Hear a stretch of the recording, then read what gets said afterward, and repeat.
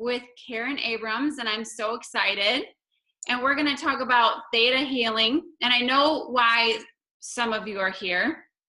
It's because we're talking about money today. And I think money is one of those things that that we're kind of maybe all in the same, a lot of us are in the same boat. I don't want to put everybody in that category, but for a lot of us, we are struggling with money. And I'll just say personally, it's a struggle for me, and still something that I'm working through still, like today. And so we brought on Karen. She does Theta Healing, and she's going to get into the meaning of what Theta Healing is, and because I can't even explain it, so I'm going to, of course, ask Karen to explain it. So you've been studying Theta for 12 years now. Yes, I've been doing this for 12 whole years. Actually, more than that. Yeah, more than 12 years right now.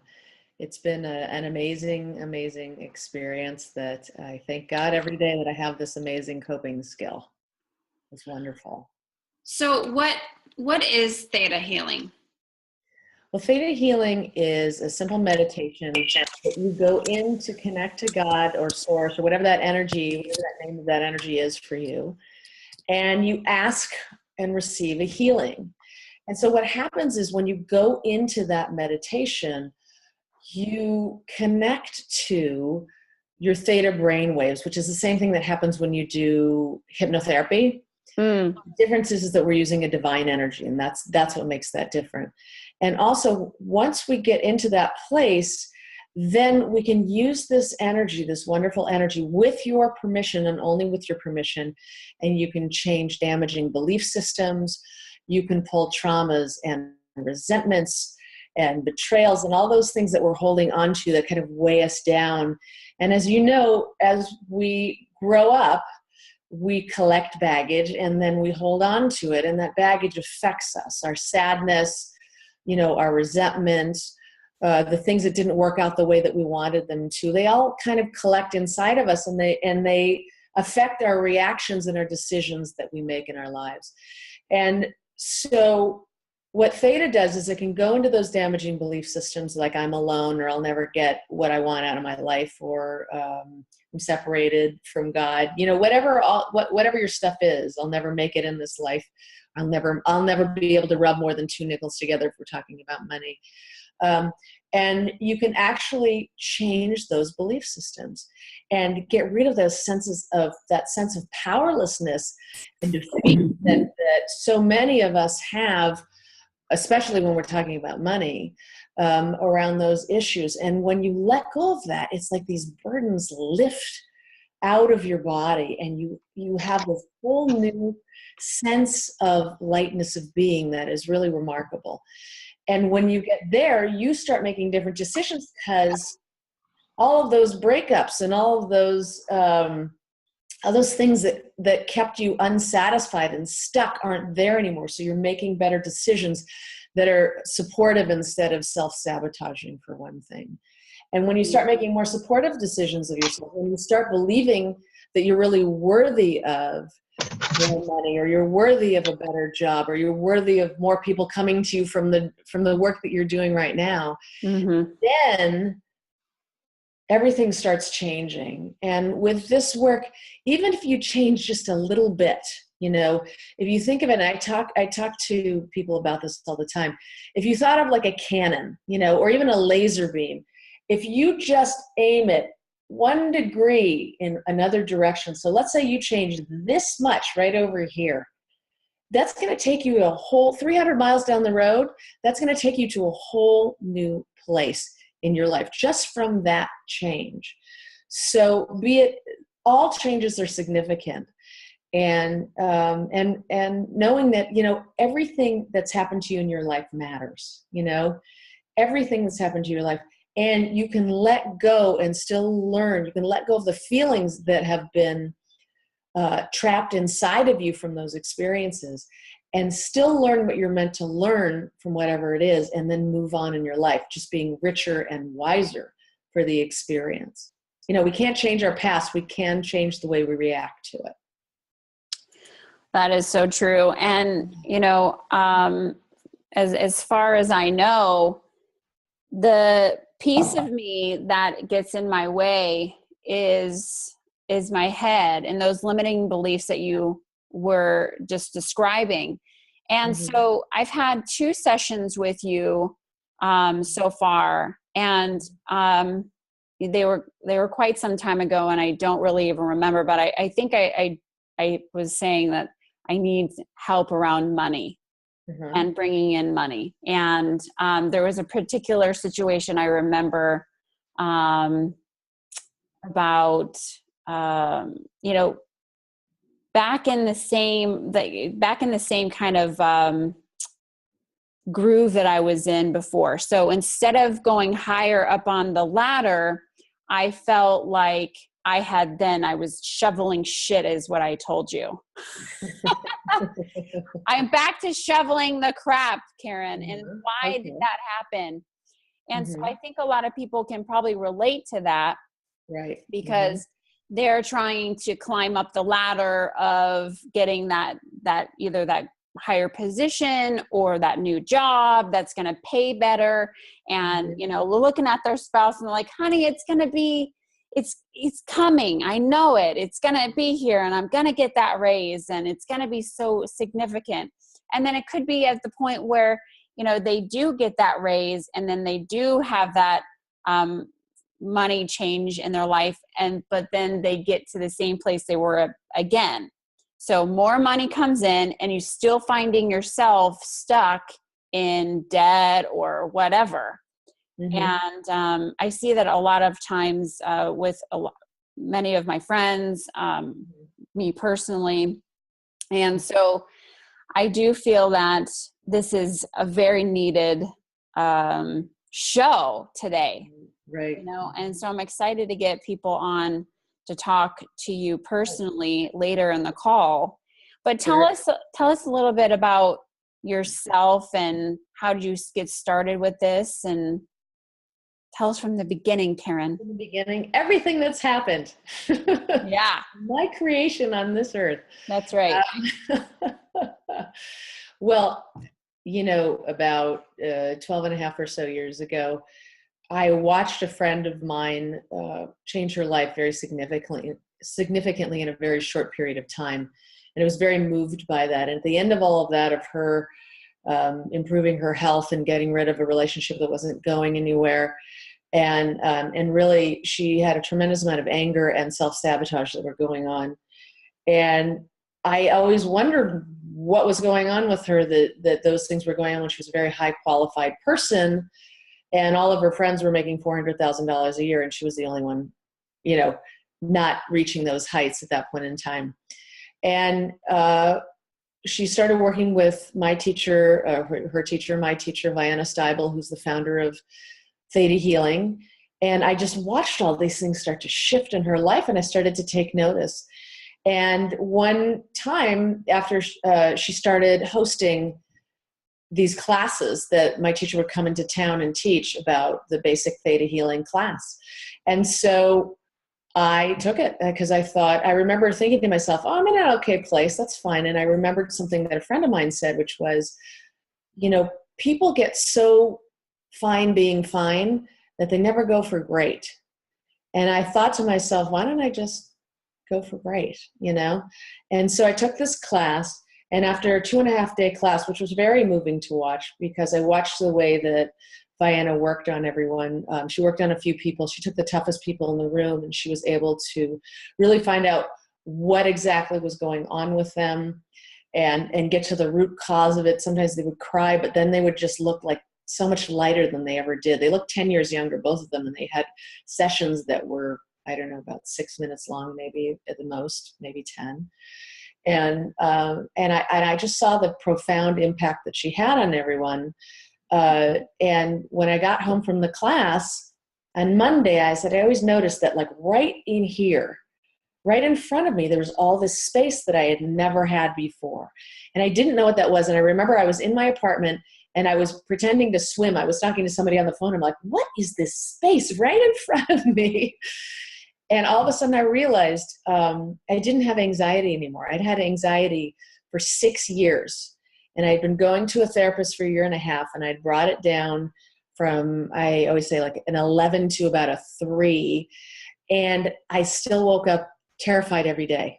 And my heart was like pounding. I'm not kidding. I smiled, but it was pounding underneath. And I would wake up startled every single day and stay that way all day long. And I didn't even know, like I said, the therapy was working, but there still was this core, this root that wasn't being addressed. And what happened was Theta came in and kind of scooped all of that out. And to this place where I wasn't able to access through talk therapy. And it was the first time in 6 years that my body had been out of fight or flight. So imagine your engine is on that whole time and someone finally turns it off. And it was like this amazing relief and release that I never knew would ever happen to me again, because when you're in anxiety, just like when you're in pain, you can't think of that time when you're not. You're only in it. That's all you have.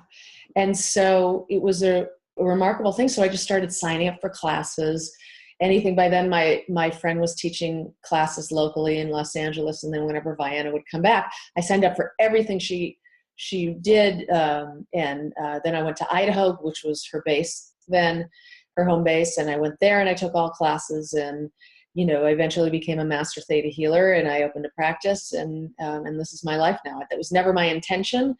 My intention was to heal myself and help my friends and family out, but that's where it went. And it's just been a remarkable, remarkable journey. So what did you see in your friend? What changes did you see that you were taking notice of? Well, she had a very long-term relationship that wasn't going anywhere.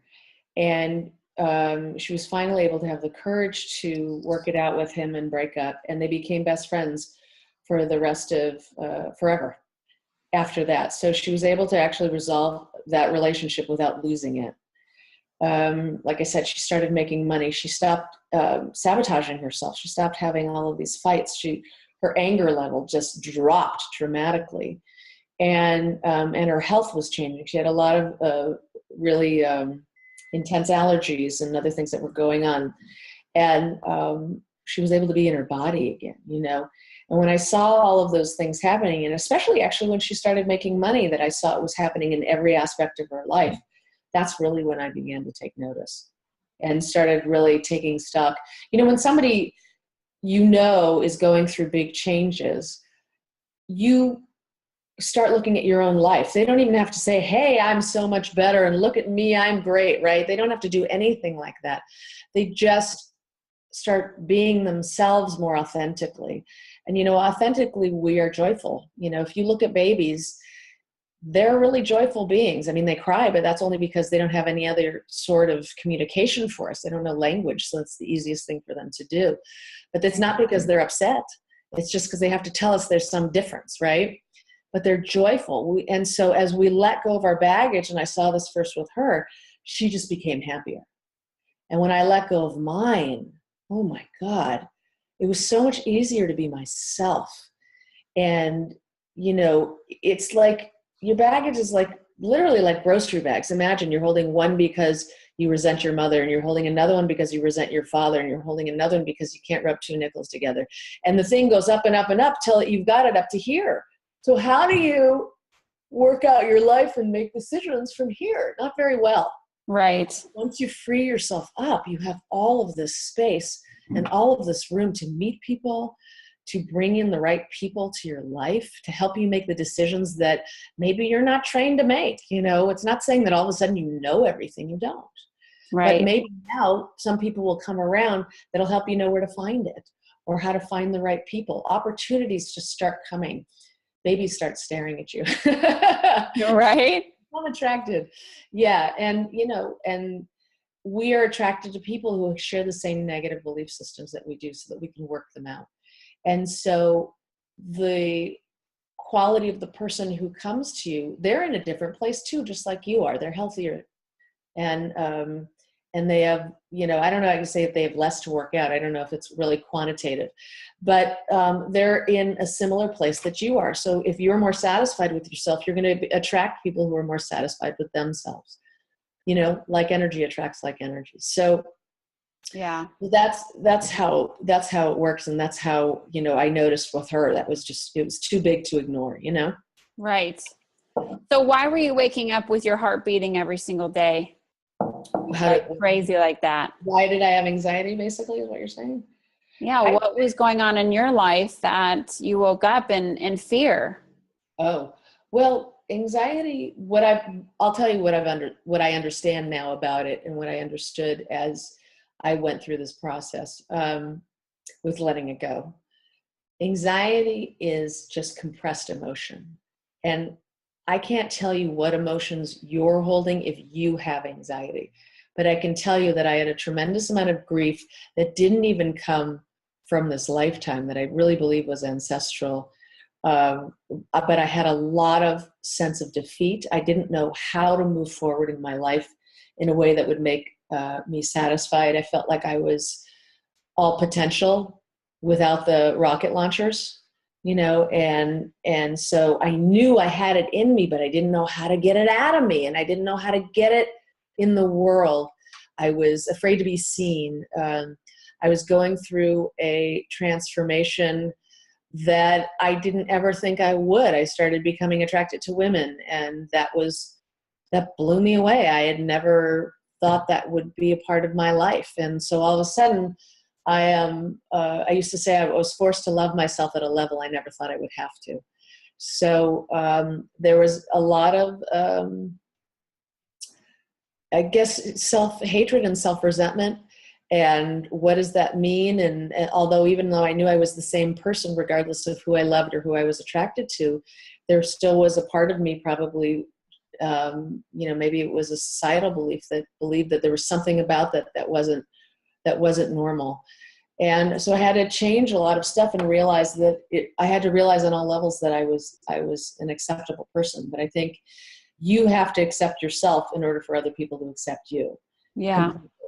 And I believe our life is about self-acceptance. So I now look at that, and I think that God just gave me another way to help me get into a place of just accepting myself on all levels. And it just turned out to be this thing, So you have a child, you have a little girl, right?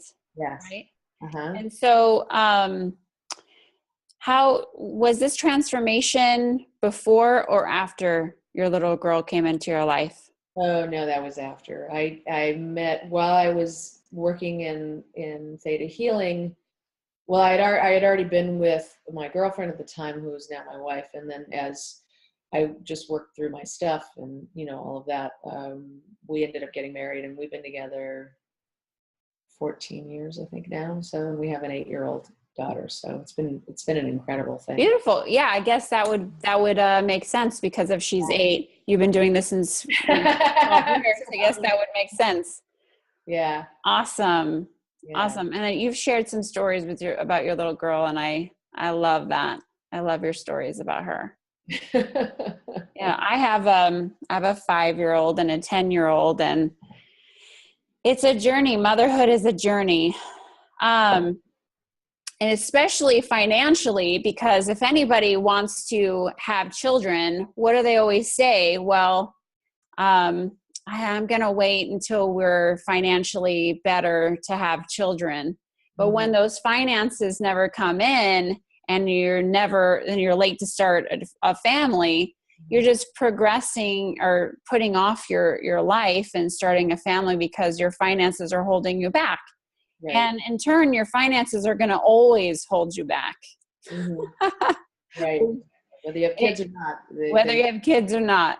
Right. And what I have learned is that it just all works out for the most part. I mean, I've heard scary stories where they don't, that they lost their house, they lost everything, but I mean, they're still alive, they're still breathing. Right. Uh-huh. It's those stories that I would say make me tense up. And I think a lot of people on the call are probably nodding their head. Yeah. That's what they wake up to is, I wake up to, and I'm like, I'm $30,000 in debt. Uh-huh. That's a lot of, I literally wake up and I go, how will I get rid of this debt today? How will I pay my bills today? How will I, this is what I wake up to.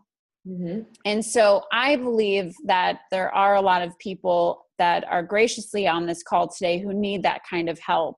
Mm-hmm. And so why don't we take a call and a question from somebody, and I'm going to tell you, everybody, how to raise your hand. So what you're going to do while you're on the call is you're going to go to manage participants, and a little hand should be there and says raise hand. What you can do is just click that button and raise your hand, or go into where it says chat if you can't see that, and a chat box will come up and you can message myself just to say you have a question and I can unmute you. That's how that works. Does that make sense? I hope so. We'll see. We'll see what happens here. Yeah. I know that I have been reading a book. Uh-huh. It's called The Path to Wealth. Uh-huh. And so I have a surprise for everybody on Friday that we're going to be talking about this book. It's just a little snippet right there, but it has definitely helped me move forward from the state of mind that you speak of, right? Because I still have those limiting beliefs. Right. I still feel that their presence. Mm-hmm. And so what she has said is that your limiting beliefs can be so ingrained. Right. And so they're just, and Lori McCracken, who's also going to be on tonight, her show is being featured. She also has told me that the debt is from my ancestors. It's like 900 years back. Mm-hmm. So I don't know if we have somebody who has a question. Again, if you guys have a question, you can go ahead and raise your hand or put the question in the chat box. So give us just 3 tips, if you would, that we can start with today that's going to help us move forward with getting out of this financial situation that we're in.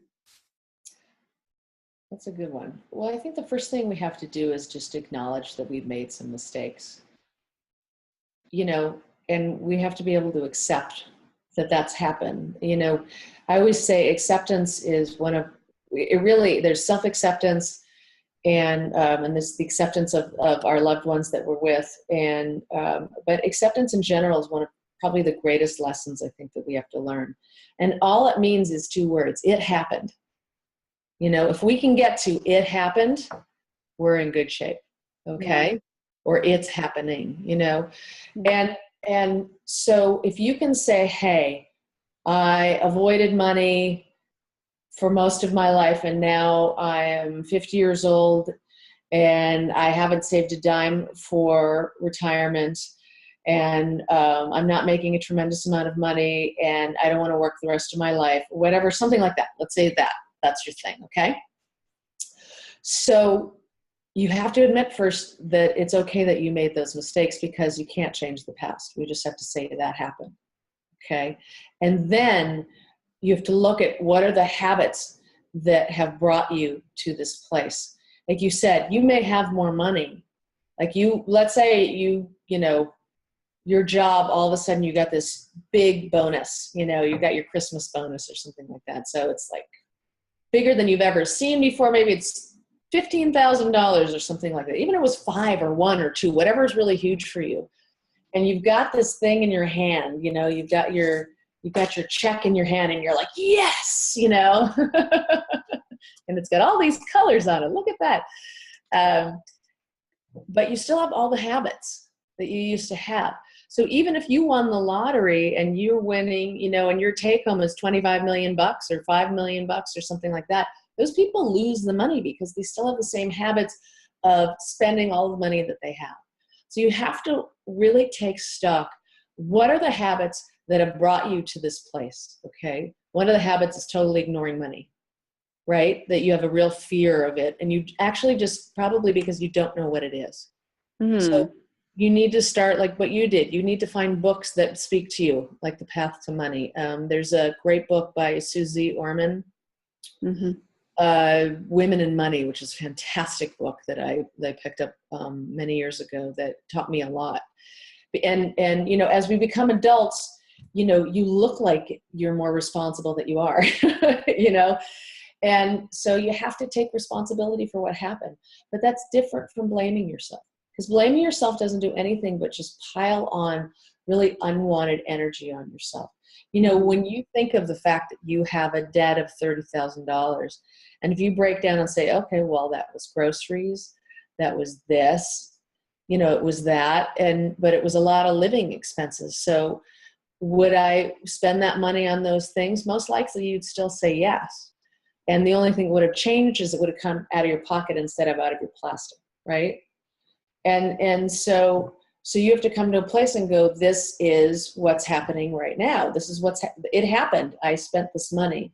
And then you've got to learn about money, and you've got to figure out, how is it possible for me to fix my credit? Sometimes that you can find a credit counselor, and there's people who can help you, you know, manage your debt and break it down into smaller pieces so that they're more manageable, and get the credit card companies to lower the interest rates so you can actually make a dent in what you're doing.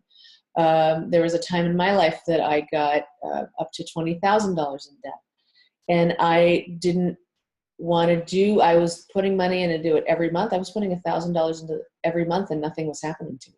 Debt was not going anywhere because my interest rates were so high that I was paying down interest, but that was it. And it wasn't until I got a chunk of money and I finally realized years into this, what am I doing? Take that and put that in there, because that's the only thing that's going to bring that money down.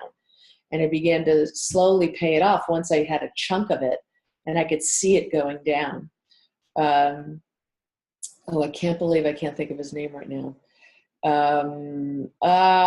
Okay. There's a wonderful money guy that I can't think of his name right now, but one of the things that he says is the first thing you have to do is bring your debt down. That's like the top thing. You've got to put $1,000 away that you can have as emergency money, and then start paying your debt down. So if anything ever happens that you need up to $1,000, and that could be in cash, and or somewhere where you could get it in a flash, and you start there, and then you just take percentages of the money that you make, and you're always putting it in debt. And if you have it in debt, let's say on different cards, okay, then you take the lowest interest, the lowest amount actually. So maybe you only owe $1,000 on this card, but you owe $15 on the other.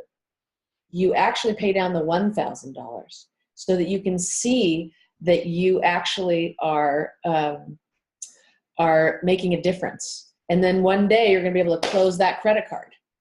And then you're like, all I got is this other credit card left. And then you start chipping away at that, okay?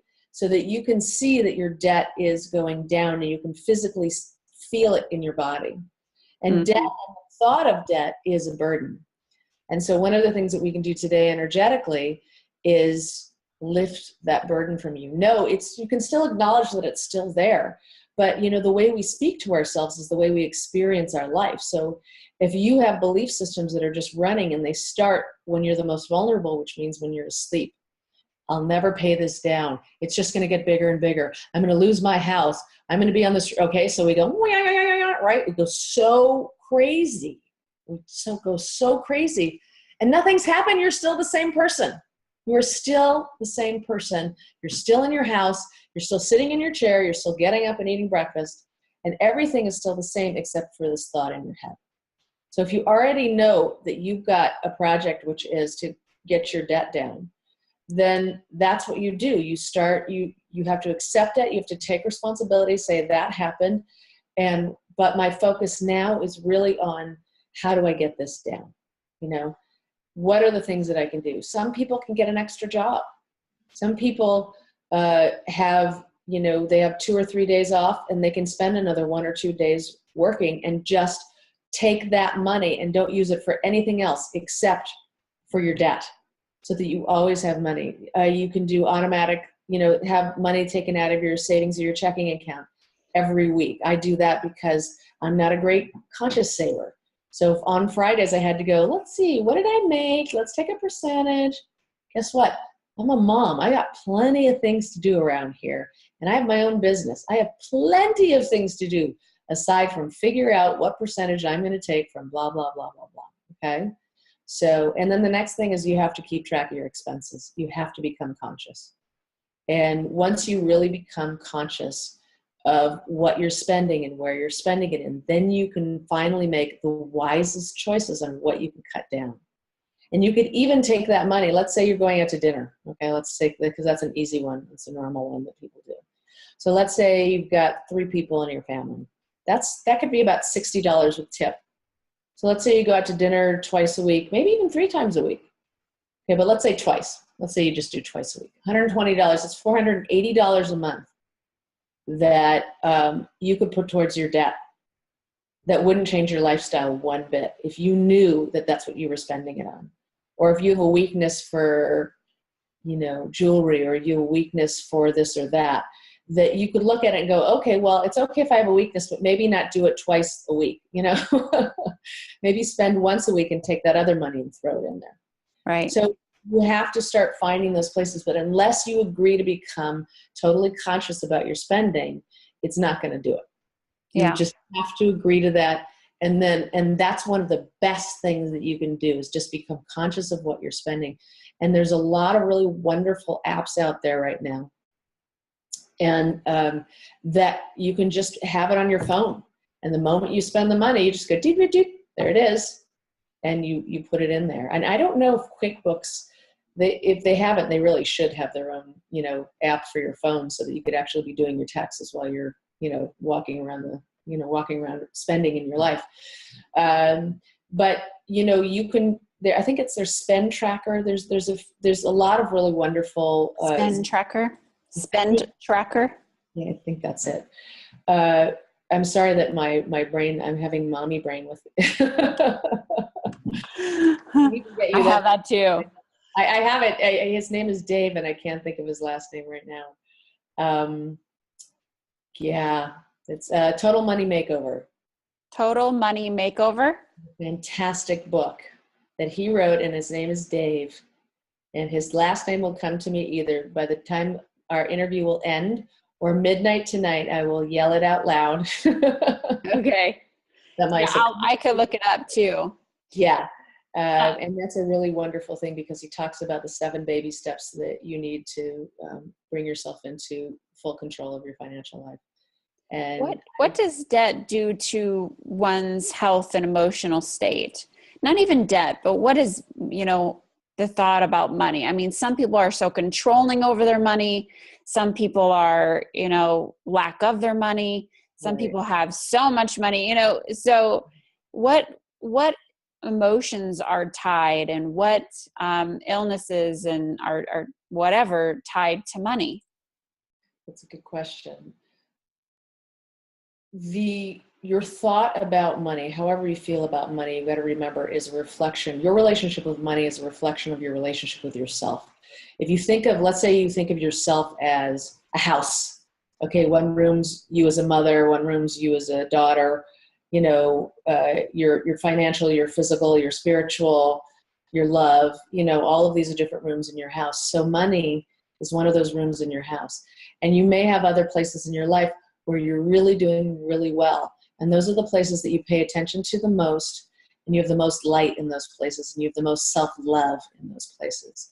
But when you don't have it in money, let's say in your situation, let's just take your situation since you're right here in front of me.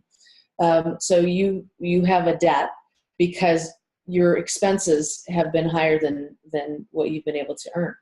That's it. There's no other reason.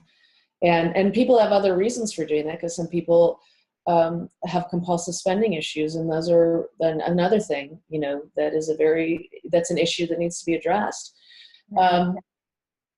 And so that creates a burden. And when you have a burden on your body's carrying something that's heavier. So now you're under stress. Okay. So then your heart beats and it races faster, so that you're not at a normal heart rate. So that means that your body is in a sympathetic mode. Your nervous system's in the sympathetic mode, which is the one that kind of tears you down. And the reason that doctors always say when you're not feeling well to get rest, because you go into your parasympathetic mode, and that's your repair mode. So if we can be calm and centered and actually be mindful and be in the now, you will get out of that place of being, of stressing yourself out. So when you come back to yourself, like if you wake up and you say, oh my gosh, I have all this debt, you have to come back and say, and even if you have to touch yourself and say, okay, look, I'm right here. I'm okay. I'm Nikki. I'm right here. I'm actually, if I just say in this now, right now, I'm healthy. I love my kids. My kids love me. I have a great relationship. And this is where I'm starting from. And people also believe that their past dictates their future. And how many stories have you heard of the great American story of people who are dirt poor, who've come because of a gift or a talent or a business idea or everything falling into place, have totally changed their life and become wealthy? I mean, we know a lot of stories. Now, there's a lot of people who are struggling out there, and it doesn't deny that there's other people who haven't experienced that, and more people haven't than have. But those stories let you know what's possible, that you can come from any place, from any depth, of despair, and you can be lifted into a whole other area. And so that's what you need to do, is we need to just get to that point. So then you can say, well, then what's my plan? How am I going to chip this debt away? And why is it so easy for me? There's great, Noah St. John has something, he created a whole industry, an empire around affirmations, which are not affirmations, right? Like I'm beautiful and everybody loves me and I'm a money magnet, right? Right. To say those, all I would remember was that was, to me, a bunch of hooey, a bunch of baloney, and I didn't believe it. So those affirmations only reminded me of my negative belief systems, but they didn't change them. But affirmations, what he said was, when you have a why question, it's a very powerful thing, okay? Like if you say, why is this happening to me, right? Why am I in so much debt? Why did this go on? And then you go like this, your subconscious mind goes, okay, we'll find out. Let's do it. I'll figure out, okay, well, it's because you spent money here. It's because you spent money here because it was a high interest rate, right? And your subconscious just finds it, just like I'm going to find the name of that guy, Dave. It's going to find the answer, right? It's going to find the answer. Yeah. And so, but when you ask a positive, empowering why question, why is this debt so easy to let go of? Why is it so easy for me to attract more money into my life? Why is the plan to relieve this debt so easy? Why is it coming to me so quickly and clearly? Mm-hmm. You write down a list of all of the things that you feel like you'd like changed in your life. And, essentially you can write them like complaints, I'm not getting along with this person. Nah, nah, nah, nah. It doesn't matter. Get them down, but then create really positive, empowering questions. Like if you keep saying, why can I never make enough money to pay my bills? Your subconscious goes, great, I'll figure it out. Don't you worry. Right. But why is it so easy for me to pay my bills? Your subconscious has to do the same thing. Right. It does the same exact job. And that's what makes that different. That's what makes that so incredibly powerful. So I would use that as a technique that everyone can use without having, and that will change it's a very practical way to change the energy in your body. Why is it so easy to be healthy, to be completely healthy? Why is it so easy for my cancer to leave my body now? This cancer to leave my body now, Why is it so easy for me to get the right medical advice that will heal this issue or whatever it is? And so those kinds of things, when you start talking like that, you're not feeding yourself a line. You're asking, why is it possible? And your subconscious will say, this is why it's possible. And we need to know it's possible. Because if we think it isn't, then we stay stuck. Right. And that's the biggest things that happens to everybody, right? I bet you say that, my kids are great, right? My health is great. Everything is going really, really well. And then your eyes get down, your energy comes down, your vibration comes down, right? Right. And you become a troll talking about this debt. If you would say, it's great, I'm $30,000 in debt, and that is getting smaller every day. And the solutions are here, and I'm working on the solution right now, and I've already figured out what I can do because I know what I'm spending, and I know where I can take some of that money I was spending on frivolous things and put it over here. So my debt is actually going down. It's fantastic. Right. And if you went there, that empowers you. That will change how you feel inside. And in the morning, if you're still vulnerable in the morning, since we are totally, coming from an unconscious place into that, and if your subconscious decides to pounce on you like a cat on your chest, then you can take the cat off and go, that's okay, sweetie. I acknowledge that, you can always say, I get that I have been nervous about this. And why is it so easy for me to heal this part of my life? And start there, And so because that fear just clogs your brain. You can't do anything, right? Fear is just a barrier. That's right. So, and it's a focus. It's a hyper focus on a negative outcome. Okay. So if somebody's coming to you and they want a theta healing because, whatever is bogging them down in life, whether it be health or financial or whatever is going on, let's just show them what a theta healing session would look like. Let's just take my situation. Okay. Unless somebody else wants to raise their hand right now. Come on, people, don't be chicken. Don't be shy. Can I bite you through this computer? No. Anybody? Come on. All right. Okay. We'll wait for you. We know that so many people are needing help right now. We have a lot of people on the call, so I know that there's somebody who wants to put it out there, and they'll probably contact you. It's hard to get up here and be vulnerable and share their story. That's probably financial. Anything is so connected so deeply in our emotions that it's probably very hard to talk about. And I've been talking about it for a while, so it is what it is. Well, and it's part of your healing, because you're just saying it is what it is right now, and then that it can be changed. So I think that's where we start with it. It can be changed, that if you got here, you can get somewhere else too. That's right. So let's just take them through what a theta healing would look like. So in a theta session, I'll tell you how it's conducted, and then we'll start one. And since no one's coming up with their own story, either we can use your story and do a healing on you, and those who, I always say that whoever's on the call, whoever is connected to you, we're all in the same soul group.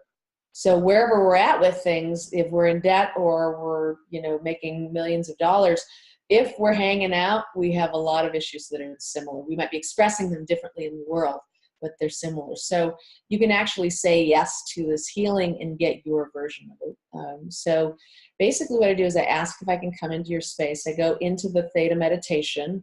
I connect to God or source, ask God to do a healing on you. And what happens actually to both of us is that our brainwaves go into the theta brainwave dominant state. And that's where we access our subconscious. So that's where suggestions can be made, but only with your own permission. What the gift of theta healing is that your mind is actually talking to your body. You're actually doing that, and you're getting a direct connection. And so this is what's so wonderful about this work when we're talking about shifting beliefs and pulling, releasing negative emotions that we have around things, because then your body just starts changing, wherever you're holding that issue, whatever organ, like the kidneys hold resentment, for one of them. So Mm-hmm. that's your blood filter. So when you clear your blood filter of the energetic stuff that was holding it back, the gummy stuff that was holding it back, then your blood's filtered better. Your blood changes, you're healthier.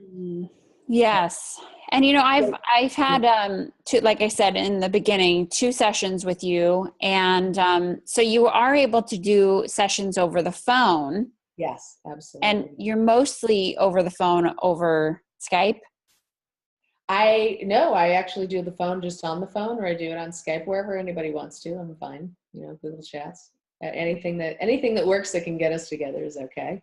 Fantastic. Somebody's energy. So we connect to the energy. I ask if cool. it's come into your space, and then we figure out what is the root cause of the thing that you want healed. What's causing this thing? What caused you to go into this level of debt? And so we find out what the root cause is. I get intuition about this, but it's a collaborative effort. It's not just, I get intuition on this, but it's not like a psychic where you just go and you say your first and last name, and then they tell you things about you without your participation, so that you understand that this is coming from their intuition. Right. And the reason that happens. This is a collaborative effort because we're here to help heal whatever's going on inside of you. And then once we find, and let's say we find out that, you're a magnet for debt, maybe that's one of your belief systems. Okay. So then I say, would you like to change that? And when you say yes, I just ask God to change that for you. And then energetically that changes in your subconscious, but only because you give me permission. If you said no, I couldn't do anything. With this work, you're basically getting different forms of unconditional love that are coming to you. So whether you want them, it's whether you want them or not that counts. There's nothing I can do to you or change in you at all without your agreement that you want something changed. And in this work, we always say that the healing is between you and God. I get to watch it and I get to witness it as a healer, and that makes it so, and I create that space, but I create a space for you to get healed, not for me to get healed. Right.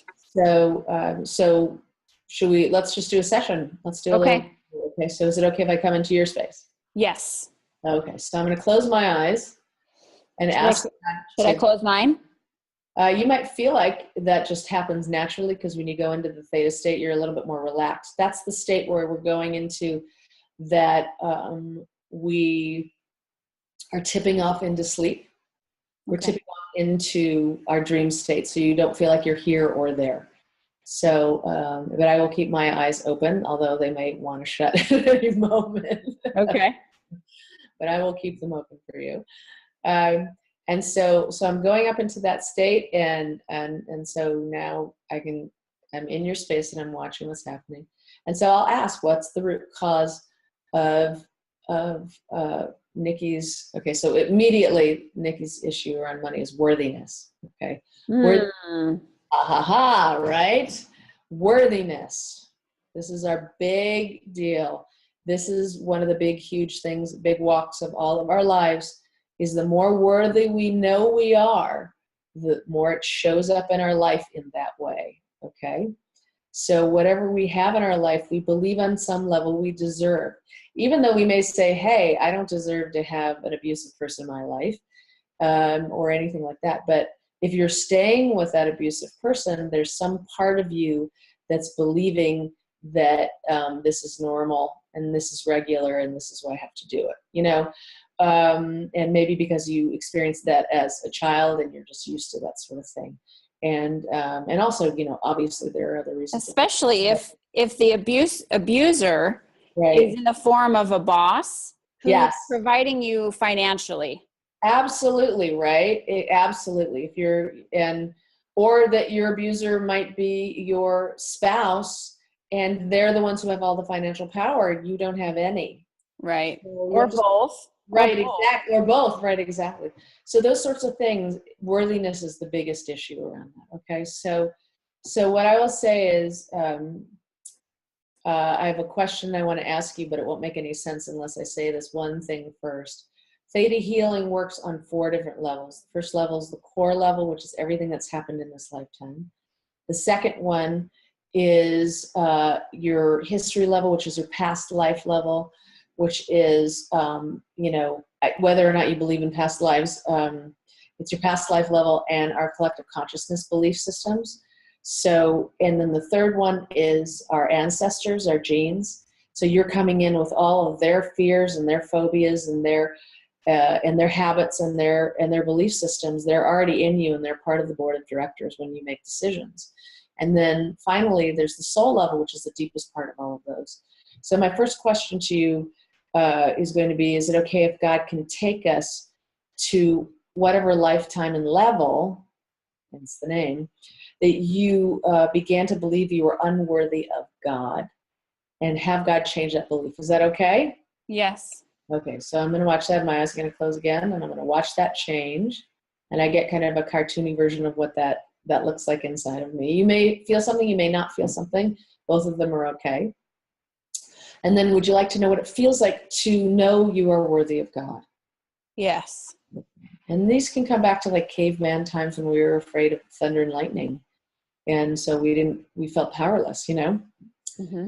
So, and somebody must be punishing us for something. We must have done something bad, right? And so, you also have that there's something wrong with you, and this causes people to treat you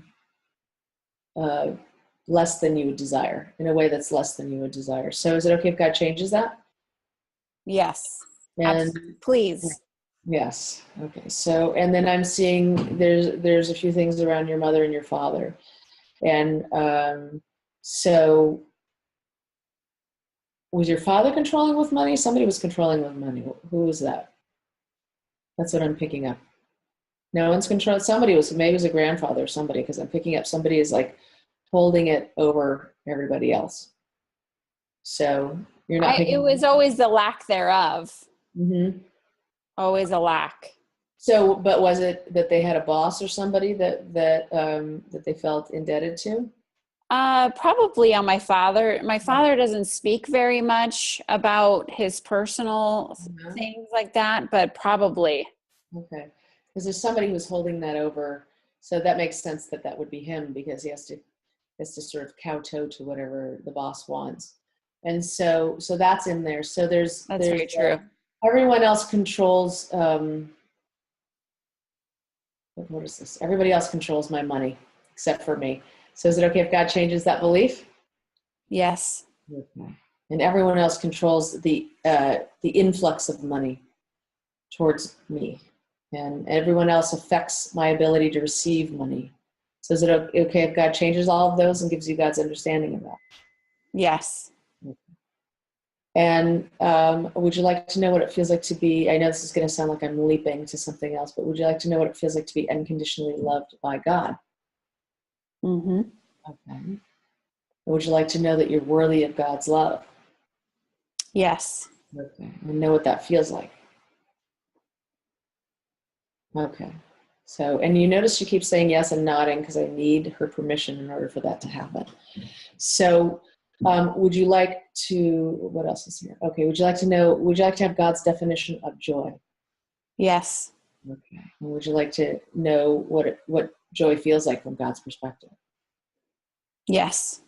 So these things have, and let's show you how to and what it feels like to receive God's joy. Is that all right? Mm-hmm. And especially I'll say that as an adult, as a parent, we're usually much more interested in our children's joy than we are in our own. And so we forget how to have a good time.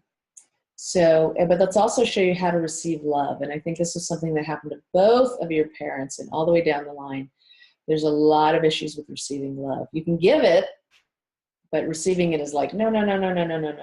Okay. Yeah. Okay. What happens to women when you tell them they look good? They don't accept the compliment. Right. You look so beautiful today. Oh no, these are old clothes. Oh, right. My hair. Oh, everything. Oh gosh, I know. Oh, my nose is too big. I got this big old sit. Yeah.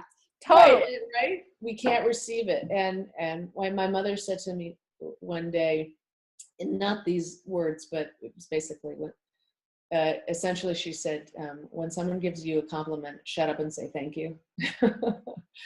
And I started to understand what she meant by that it's a way of refusing love. Somebody's just thrown a really nice compliment at you to receive love, and you told the universe, no, I don't want that. So the universe goes, oh, okay, she doesn't want love. Okay. And then you don't get it. And you're like, well, why isn't anybody loving me? What happened? I'm a nice person. I'm really, really nice. But then when someone says, God, it's so good to hear your voice. Oh, you've heard my voice before. What is that about? Come on. I'm not that big of a deal, Yeah. So you push away. God keeps bringing people to show you how special you are, and you keep negating it. And so I wonder that's if that resonates with people on the call right now. I wonder if they just had an aha moment going, yeah, I wonder how much I'm pushing away. Right. I wonder how much I really have received the love, but then not been able to see it. Yes, absolutely. And so let's just have God let you know what it feels like to know how important you are, and to know what it feels like, and what it feels like to receive God's love, God's unconditional love. And like I said, that could come in any form. That could come in the form of somebody giving you a compliment or a hug or appreciating you, And appreciation and gratitude are big things right here. Oh, yeah. Let's show you and what it feels like to receive God's appreciation, and there you go. I'll just watch that come in you. And then and what it feels like to receive God's gratitude, which, like I said, could come from other people. It could come energetically. Okay. Just let that come in. You also have these things called vows, and vows are promises that you've made either in this lifetime or another one. Or they could come genetically also, like I said, on any of those levels, or you were trying to right a wrong. Okay. Something happened. Maybe let's say your best friend died in your arms, and you're like, I will never let another person I love die on my watch. Okay. And so you make vows that you're going to save everyone, that you're going to save the world, right? And but what vows do is they take away your ability to use your own free will. Because as we know, how many times have you felt obligated to go to something, and that you knew if you went, it would take time away from something really important that you really need to do, and you sacrifice yourself, and you don't know why, because nothing good is going to really come out of it except that you feel obligated, and you'll get checked off on the attendance list, right? But you sacrifice yourself. That's an obligation. That's a vow. And when you complete and finish those, then you are in a different place. So let me just, so you have vows to save the world. You have vows to save yourself. You have vows to take on the energy and emotion and experience of your children and your husband and your family members and your constituency, your community, in order to heal them. So is it okay if God completes and finishes all of those vows? Yes. And understand that some of them, look, they're all honorable things to want to do. And you can always choose to do anything, but when you choose to do it, you choose to do it. Right. It's very different. The other ones just drain energy away from you. So those are vows. You have a lot of, you feel indebted. What is this? You feel very indebted to God, and you have these other debts to other people who've saved your life over past lives. Okay. And then there's a lot of ancestral stuff here. And so you feel like that debt can never be repaid. And so you have, my debt can never be repaid. So would you like to change that? Everybody say yes to that. I hope people are saying yes out there. Whatever works here, just say yes and allow it to happen. My debt can never be repaid. That's great. Let's have God change that. That's wonderful. Every time we come to one of those and you think, wow, that's just such a sad belief, or whatever, you have a negative reaction to it, and I'll just be smiling ear to ear, because that's really the one that was holding all this other stuff in place. Right. So good news when you find these. It's fantastic. Right. Holy crap. Yeah. And so let's have God pull and cancel all of your debts. Okay. Those are energetic. I understand that's an energetic thing. Feeling that. And also just allowing there to be space that there's a possibility that this can be paid off. Okay. It's possible for you to pay off your debts. It's possible for them to go away quickly. It's another one. and let you know what it feels like to allow them to go away quickly. Allow yourself. Yeah. Let that money come in for you. So I'll tell you what's happening on a physical level is, so my heart feels lighter. Mm-hmm. So it's in my heart. So I don't know if a chakra is opening. I don't know if something is happening, but I can definitely tell on a physical level with something with my heart. It's fluttering a bit differently. It's beating a bit differently. When I feel like a release, I feel like warmth on my neck. Is this typical, or am I just like crazy? You are not crazy. This is where you've been holding on to this stuff, like we said, this energy. And it's just such a huge burden. And that's where you put the burden, in your heart. You're a very heart-centered person. I'm a very heart-centered person too. So it's easy to affect our hearts. And like when I had the anxiety, if there was one moment that I noticed that my heart wasn't racing, it started racing again. Right? Because all of a sudden I'm like, oh, there it is back, and so our heart is a very important, it's an emotional organ for everybody, but heart-centered people even more so. So also there's just the burden of being in debt all this time on all these other levels. Okay. Let's release that out of every cell of your body. And everyone out there, say yes to this. Understand that when you say yes to this, that God's going to change what's right for you to change. Okay. So even if you don't have the exact same story as Nikki, but you have one that's similar, there's aspects of it that are similar. When you say yes to these changes, they will make them. It will be made. And it will be so. So, okay. So there's that. That's going okay. So now you're feeling that lighter. And let's show you how to live without this burden and what that feels like to live without it. And how to live without debt. Right? And what it feels like to live without debt. And what it feels like to live financially in the black, as we call that. Right? So financially in the black is without debt, that you're in financial abundance, more than enough money. Because when you're in the red, right? When you're financially in the red, you're like, yeah. Got it. Okay. So. Got it. There we go. Okay.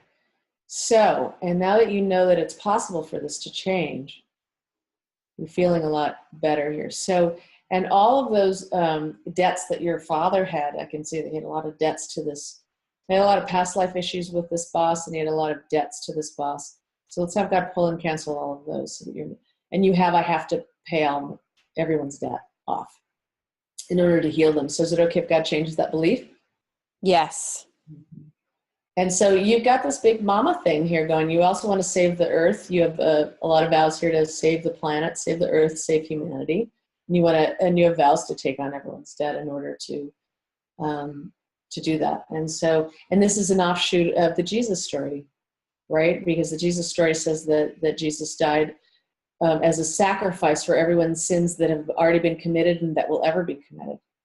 Okay. And so that's a part of a story that people take on as when they associate being good with suffering and martyrdom. And so is it okay if God changes that for you, that being good is and so there's vows of suffering and vows of struggle and vows of martyrdom here? Yeah. So and let's let you know that you can be like Jesus without taking on the suffering of his story. Okay. And that you can be like Jesus if that's what you really truly desire, which is he's really somebody who embodied unconditional love. And he used it to heal other people who were ready to receive that kind of love. They did, and they healed. And people who, have different belief systems, however you embody unconditional love, it's going to be a good thing. Okay. But there's a strong pull in your family, especially around the Jesus story. And so that's why I'm highlighting that right now, is that it's possible to be close to God without suffering. Okay. And it's possible to go to heaven without suffering. Those are also there. So God's bringing those in. Wonderful. Wow. I can totally feel that change. And it's possible to be like Jesus without struggling and suffering and without sacrificing yourself for everyone else. That's the thing, right?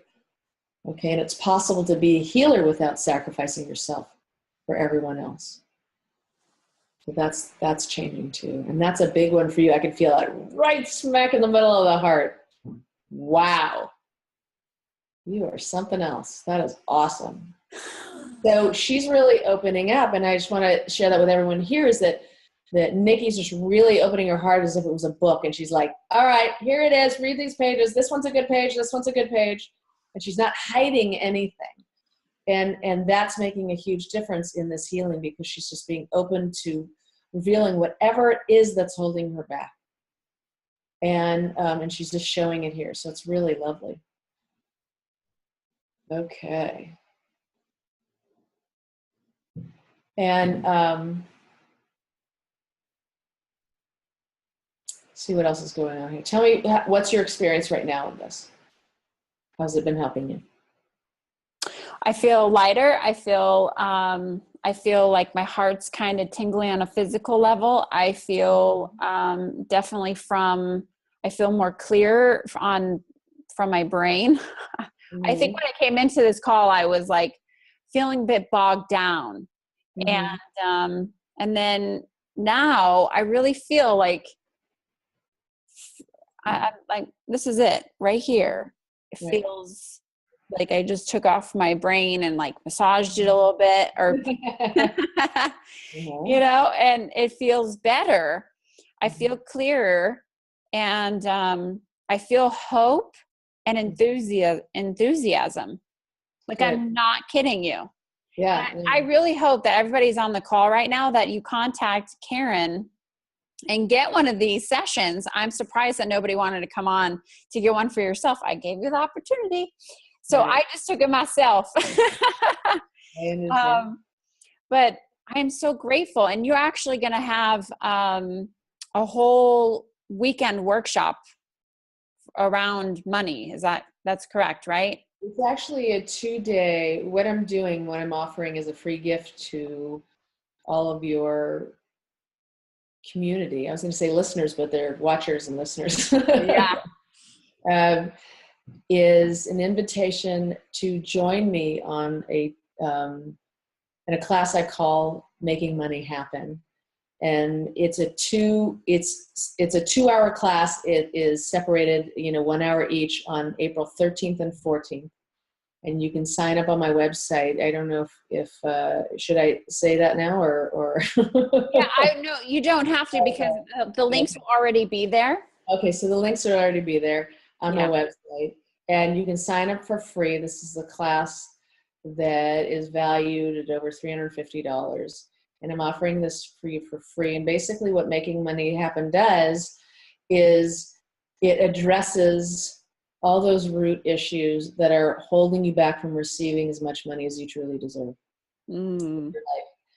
And so a lot of what we did today, and we're going to lift traumas, and we're going to lift resentments, and we're going to look at those habits that you have that cause you to spend money regardless of how much you have. So even when you get more, and you could be, like you said, paying down your debt, you're going to spend it on something else, or you're going to do something else with it, or you're going to ignore it, or you're going to, and it goes into all of the belief systems, not all, I guess I can't say that, many, muchas beliefs that we all have in common, or negative beliefs we have around money that we can change also. Is it online?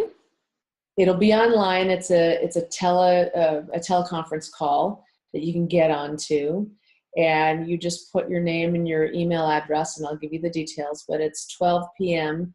Pacific time on April 13th and 14th. And even if you cannot be there because you're working, or you're on vacation, whatever it is, or it's a weird time for you because you live in Europe, and whatever it is, I will be sending out, if you sign up for it, I will send you the MP3 recordings of the class, so that you can actually have time for yourself to listen to it and have the changes happen to you too. So it's a wonderful, wonderful class.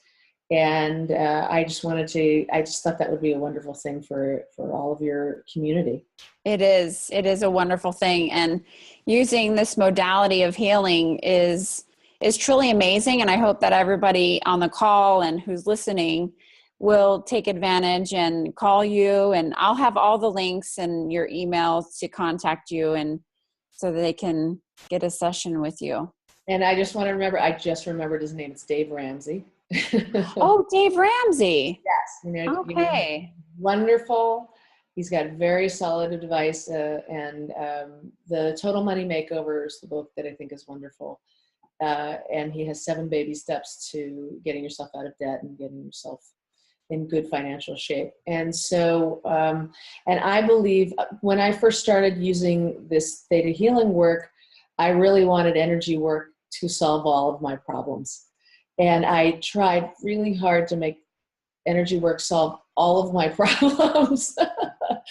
And what came to me very gently and very consistently is that you need to have your feet on the ground.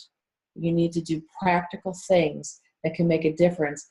And then the energetic is going to be like the jetpack on your back that makes you go really fast forward, or up in any case, so that so it just propels your movement and gives you an ease to your movement. If you only have the practical stuff and you don't have the energetic work, then all those belief systems just stop you right there, and you don't go anywhere.